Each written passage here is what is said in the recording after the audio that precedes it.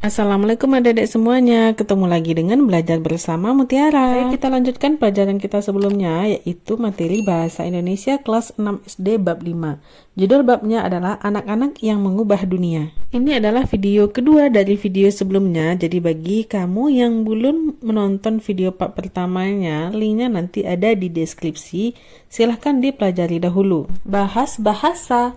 Blog adalah singkatan dari web blog, yaitu sebuah aplikasi di situs internet untuk mempublikasikan catatan harian kita yang ditulis secara kronologis atau berurutan. Ada berbagai jenis blog. Blog pribadi bisa berisi pengalaman sehari-hari atau suatu gagasan dengan tema tertentu. Penulis blog disebut blogger atau narablog. Sebelum ada internet, orang-orang menulis catatan harian di buku jurnal atau diari. Apakah kalian bisa menyebutkan tokoh yang terkenal karena menulis catatan harian? Apa kalian tertarik untuk menulis blog atau diari? Pada gambar terlihat ada gambar R.A. Kartini dan Anne Frank. Membaca. Nah, di sini ada kata-kata mutiara dari Malala Yousafzai. Satu anak, satu guru, satu buku, dan satu pena bisa mengubah dunia. Memahami kata-kata mutiara tokoh. Setiap tokoh biasanya mempunyai kata-kata mutiara atau yang memotivasi. Melalui kata-katanya, Malala menginspirasi banyak orang karena keberanian menentang Taliban. Selain menulis blog, Malala juga diwawancarai oleh televisi dan radio. Dia menyuarakan pendapatnya bahwa pendidikan sangat penting untuk anak-anak perempuan. Perhatikan kutipan dari kata-kata Malala berikut ini. Apakah kamu paham maknanya? Diskusikan dengan guru dan teman sekelas. Ini ada kata-kata mutiara dari Malala Yousafzai. Aku lebih kuat daripada rasa takutku. Kemudian, ayo kita mengambil buku dan pensil, senjata yang paling kuat di dunia. Lanjut, ketika seluruh dunia bungkam, satu suara saja bisa menjadi kekuatan. Bahas bahasa. Tokoh-tokoh besar dunia dikenal karena perbuatan dan perkataannya. Pernyataan yang mereka ucapkan sering dikenang karena mengandung makna yang penting. Pernyataan ini disebut kata-kata mutiara. Kata-kata mutiara biasanya ditulis dalam kutipan langsung menggunakan tanda petik atau tanda kutip. Kata-kata siapa ini? Indonesia juga mempunyai tokoh-tokoh yang sangat peduli terhadap pendidikan. Beberapa di antaranya adalah Ki Hajar Dewantara, R.A. Kartini, Dewi Sartika, dan Butet Manurung, pendiri sekolah rimba yang mengenalkan pendidikan kepada anak-anak suku rimba di Sumatera.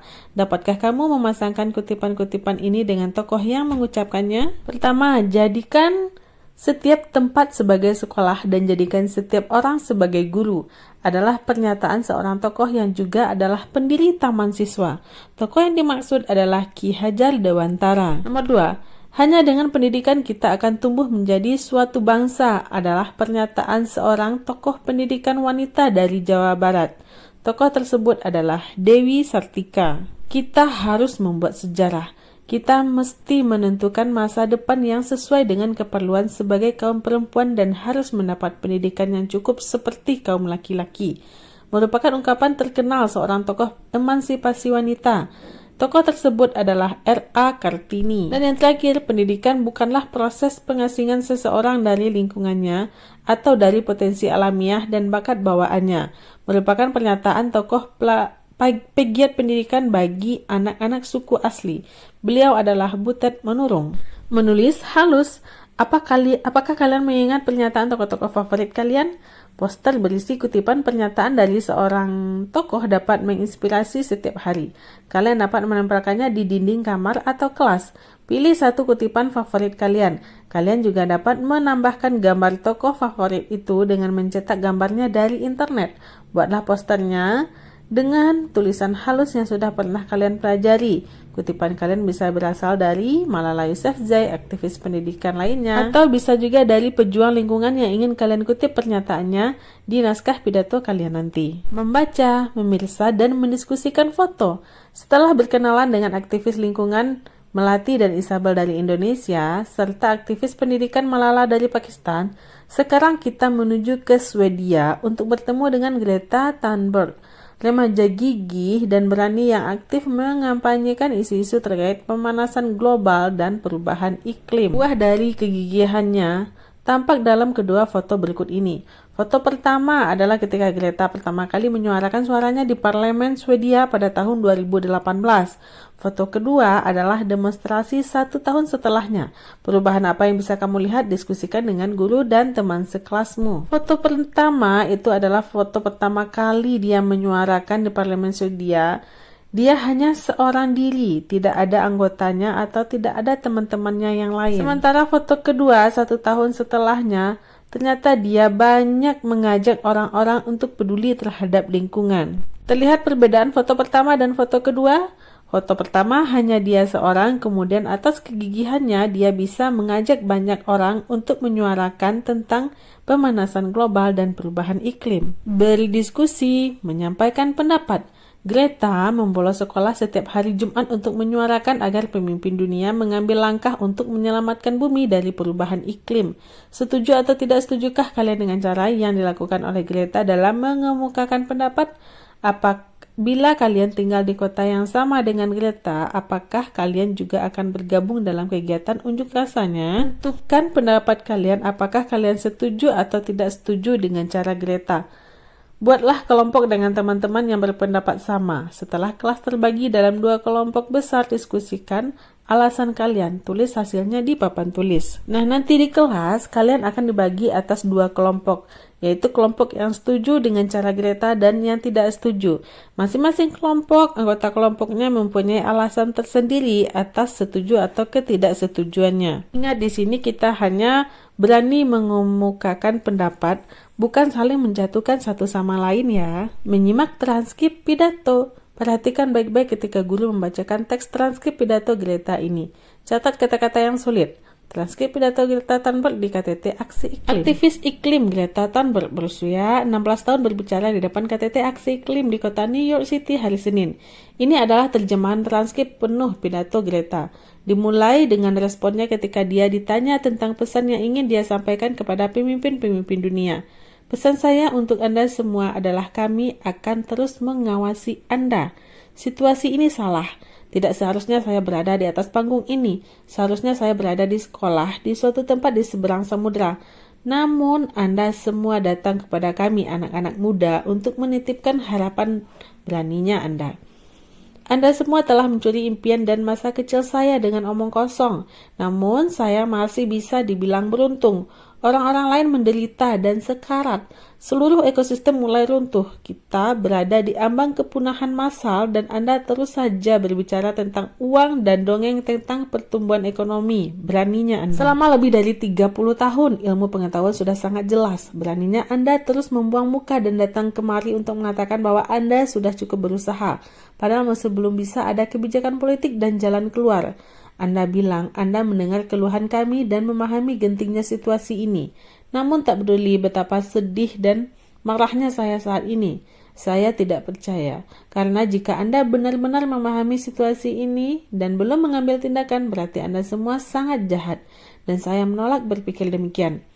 Ide populer untuk mengurangi separuh emisi dalam 10 tahunnya hanya beri kita 50% kesempatan bertahan di bawah 1,5 derajat Celcius dan risiko memulai reaksi yang tidak dapat diulang yang berada di luar kendali manusia. 50% mungkin angka yang bisa Anda terima, namun angka tersebut tidak termasuk tipping point, feedback loops, panas tambahan yang disembunyikan oleh polusi udara beracun atau aspek pemanasan dan keadaan iklim. Mereka juga mengandalkan generasiku menghirup ratusan juta ton dari CO2 dari udara dengan teknologi yang bahkan belum ada. Jadi, angka 50% tidak dapat kami terima karena kamilah yang harus menanggung akibatnya. Untuk mendapat 67% kesempatan untuk berada 1,5 derajat Celcius lebih rendah dari angka pemanasan global, angka terbaik yang dapat diberikan IPCC adalah dunia punya 420 gigaton CO2 tertinggal yang harus dihilangkan pada 1 Januari 2018. Hari ini angka tersebut sudah turun menjadi di bawah 350. Beraninya Anda berpura-pura bahwa masalah tersebut bisa diselesaikan dengan hidup seperti biasanya dan solusi teknologi. Dengan tingkat emisi saat ini, anggaran CO2 itu baru akan hilang dalam 5,5 tahun.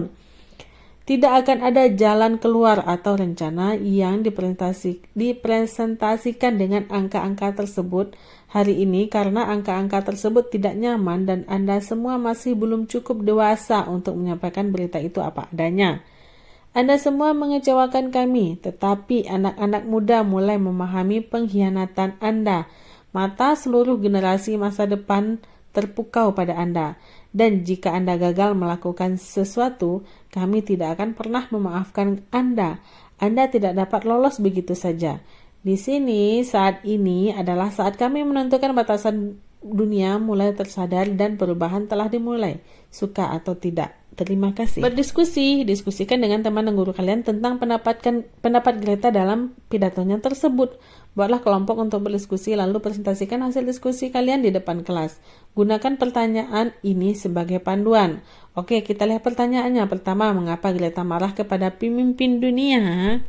Nah, mungkin saja Greta marah karena belum ada tindakan atau kebijakan tentang iklim ini oleh petinggi-petinggi dunia. Mereka hanya sibuk dengan ekonomi dan pertumbuhan lainnya tanpa memperhatikan kondisi iklim. Pertanyaan lainnya, apa pentingnya mengurangi emisi karbon?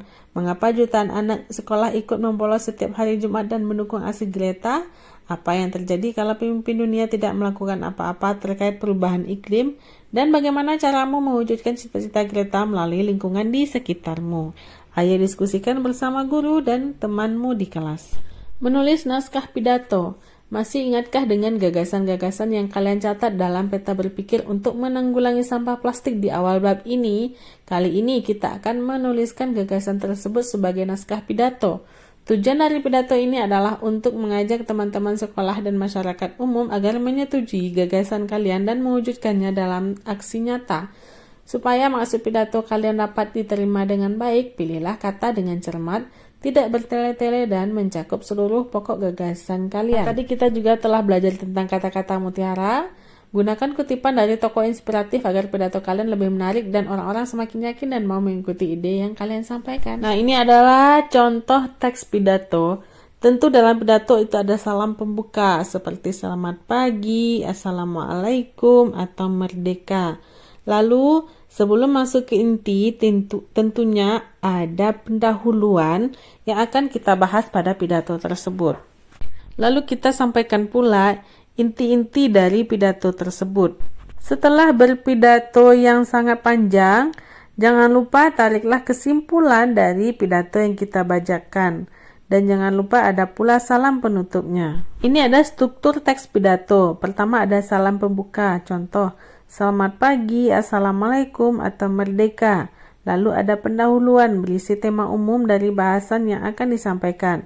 Ada inti teks pidato berisi gagasan-gagasan yang ingin disampaikan. Ada ide 1, ide 2, ide 3 beserta argumen pendukung. Lalu ada penutup berisi kesimpulan, bisa ditambah ajakan. Dan yang terakhir ada salam penutup berisi ucapan terima kasih dan salam. Misalnya, selamat pagi, wassalamualaikum, merdeka. Berdiskusi, berpidato. Setelah teks pidatomu jadi, bacakan di depan kelas. Usahakan untuk berpidato dengan semangat dan meyakinkan ya, agar tidak grogi kamu dapat menerapkan tips berikut ini. Tips berpidato yang baik. Pertama, tentu siapkan naskah. Kemudian berlatih sebelum tampil dan lakukan dengan percaya diri. Dengan berpidato, kamu bisa mempresentasikan idemu dengan runut, menggunakan contoh-contoh untuk mendukung pendapatmu dan menggunakan intonasi yang tepat. Nah, sekian sudah pembelajaran kita pada bab 5 kali ini. Jangan lupa nantikan video-video pembelajaran selanjutnya masih pada channel ini, Belajar Bersama Mutiara. Terima kasih bagi adik-adik yang sudah menonton. Mohon maaf apabila banyak salah. Terima kasih atas perhatiannya. Assalamualaikum.